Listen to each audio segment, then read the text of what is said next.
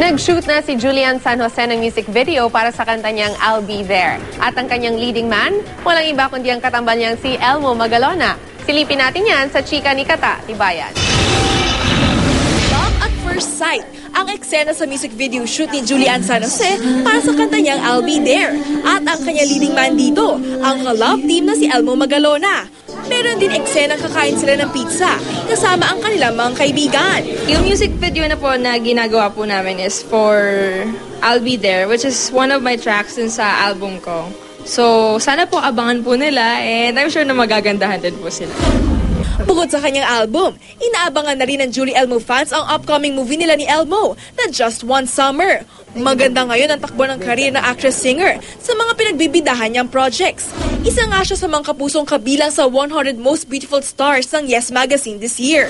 Very thankful si Julian na mapasama sa listahan, pero ikinagulat niya ito. Wow! Baka po ako yung pang 101. Hindi, talaga po. Hindi ko po alam eh.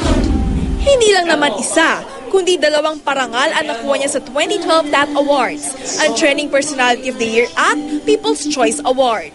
It's really overwhelming na makareceive ka ng 2 awards at the same time. Siyempre, unang-una po sa lahat, nagpapasalamat po kay Lord kasi for another opportunity po. Tsaka, siyempre, sa mga friends ko, sa family ko, and higit sa lahat sa mga supporters ko po at na nasusunugan ng mga laptop. Kata Tibayan updated sa showbiz happenings.